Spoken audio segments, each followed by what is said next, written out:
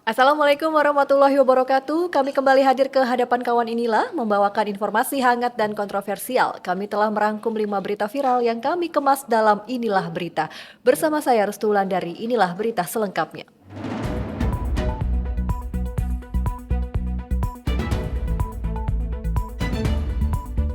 Informasi pertama, Ketua Umum PDIP Megawati Soekarno Putri semakin menegaskan kerenggangan hubungannya dengan Presiden Joko Widodo pasca pencalonan Gibran Rakabuming Raka sebagai calon wakil Presiden Prabowo Subianto.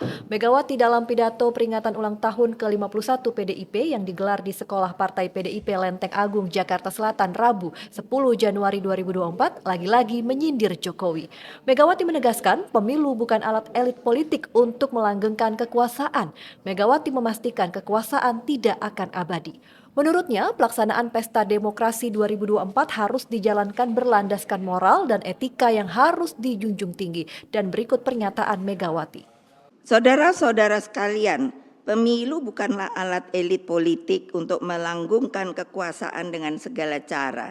Di dalam pemilu, pemilihan umum, ada moral dan etika yang harus dijunjung tinggi. Loh, saya pernah presiden, ya setelah pemilu enggak ribut saya. Ya sudah, kalau memang betul itu rakyat memilih begitu, sudah. Kekuasaan tuh tidak langgeng loh, yang langgeng tuh yang di atas loh. Kekuasaan akan berhenti apapun jabatannya. Megawati juga sempat menyindir Jokowi yang tidak hadir dan lebih memilih kunjungan ke luar negeri. Megawati berterima kasih kepada Wakil Presiden dan sejumlah Menteri Kabinet Indonesia Maju yang hadir. Megawati mengatakan para Menteri Jokowi sengaja diundang karena mereka mau diundang.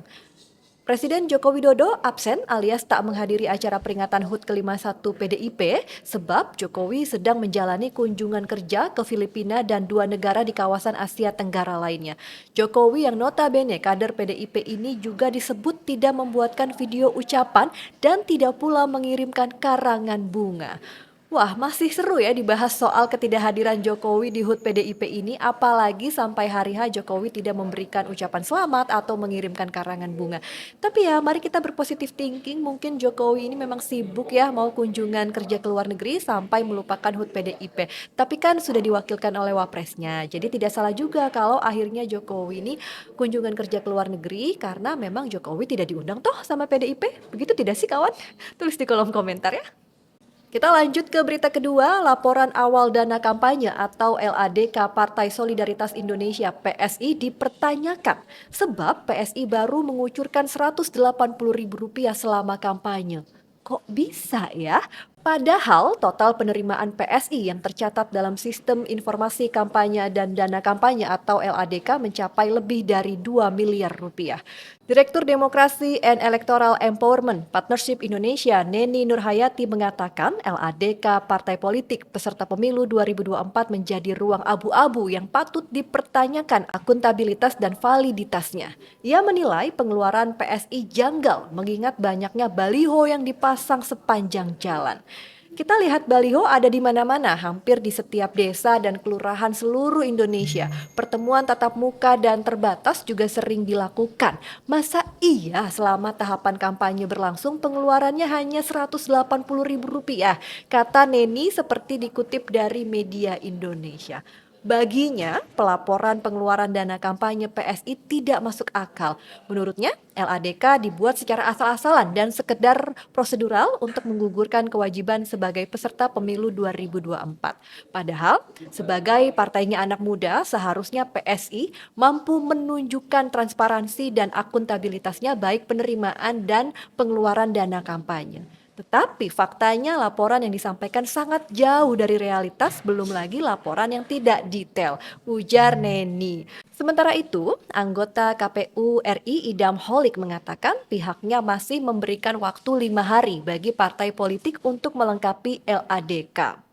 Berdasarkan data yang dirilis KPU RI lewat Sikadeka, PDI Perjuangan ini menjadi partai dengan penerimaan dana kampanye terbanyak, yakni sebesar Rp183,861 miliar. Dari penerimaan itu, total pengeluaran PDI Perjuangan sebanyak Rp115,46 miliar. Nah, kalau dana penerimaan dan pengeluaran kampanye PDI Perjuangan mungkin masih ya masuk akal gitu ya. Tapi kalau PSI ini memang janggal sih. Rp180.000 tapi balihonya di mana-mana. Jadi ya kita tunggu saja ya apakah PSI bisa menunjukkan transparansinya kepada publik.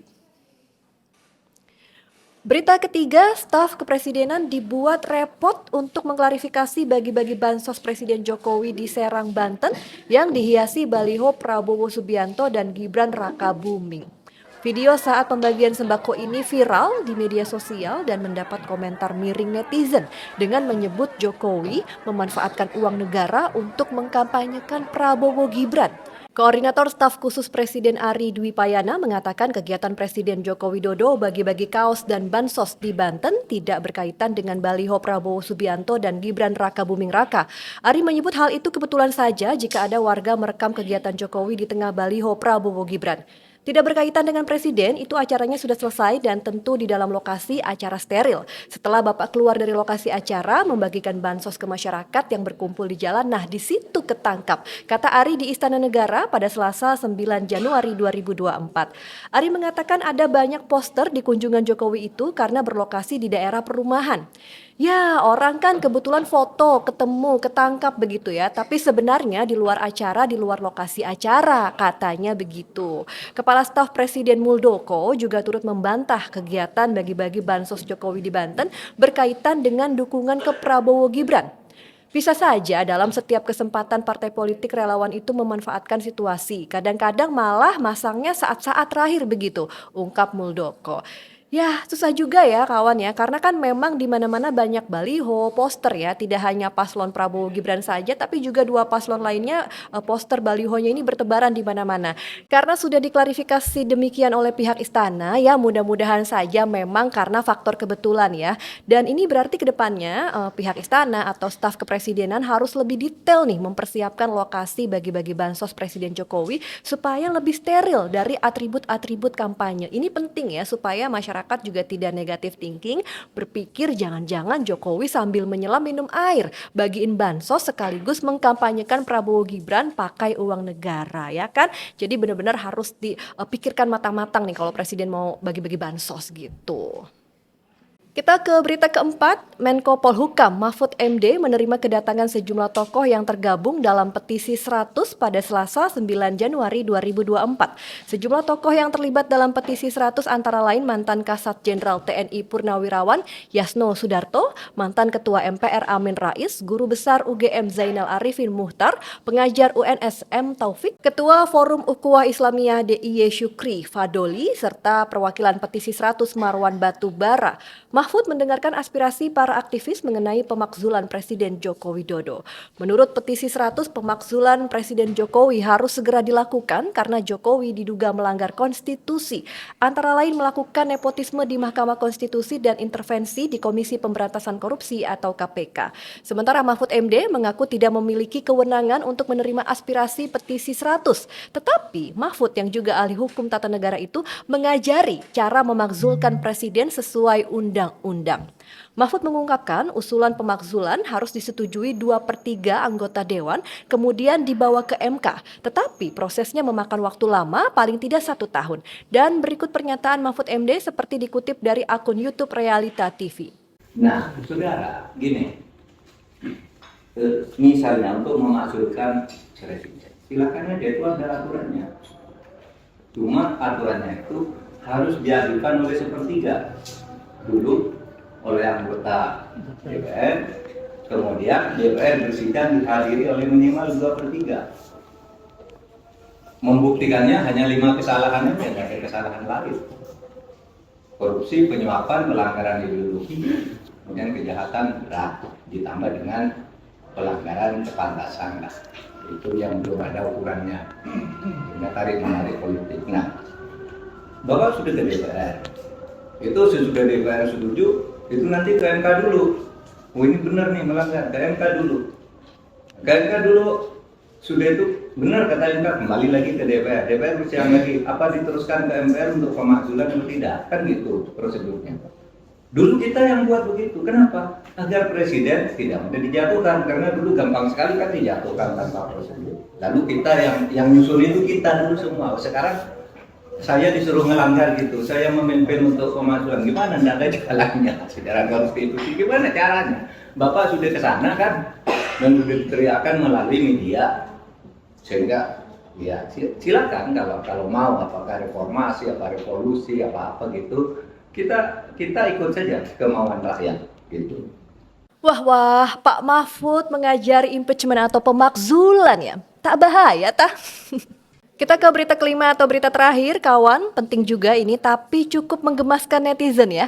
Wakil Presiden RI Maruf Amin mengacungkan salam metal 3 jari saat menghadiri peringatan HUT ke-51 PDIP di Sekolah Partai Lenteng Agung, Jakarta Selatan, Rabu 10 Januari 2024. Momen ini terjadi menjelang akhir acara ketika pemotongan dan penyerahan tumpeng.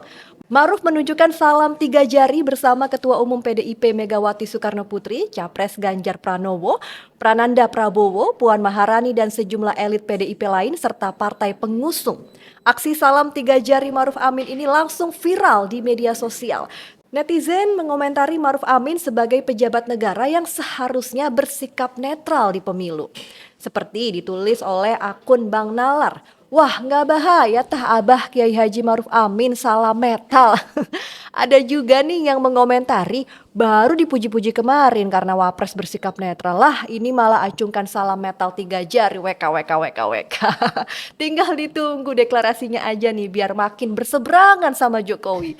Sedangkan akun Kusdiantoro Anto mengatakan, ini gimana sih ya? Dulu Pak Mahfud udah diajak Pak Jokowi sampai deh di hotel mau deklarasi. Pada akhirnya terjegal Pak MA ini. Sekarang Pak Mahfud di kubu mereka yang menjegal dan berhadapan dengan anak dari ayah yang dulu ngajaknya jadi wapres. Bingung. Sama. Oke, dari akun Arjo Tandijo mengungkapkan dukungannya ke Maruf. Pak Kiai Haji Maruf Amin, beliau bukan munafikin, juga maling kundang. Beliau tahu siapa yang akan menjadi presiden di 2024 ini. Seru juga ya komentar netizen ini. Nah, kira-kira menurut kawan inilah Pak Maruf Amin ini memang salam 3 jari karena mendukung Ganjar Mahfud atau sekedar menghormati tuan rumah ya? Boleh ya tulis di kolom komentar nih.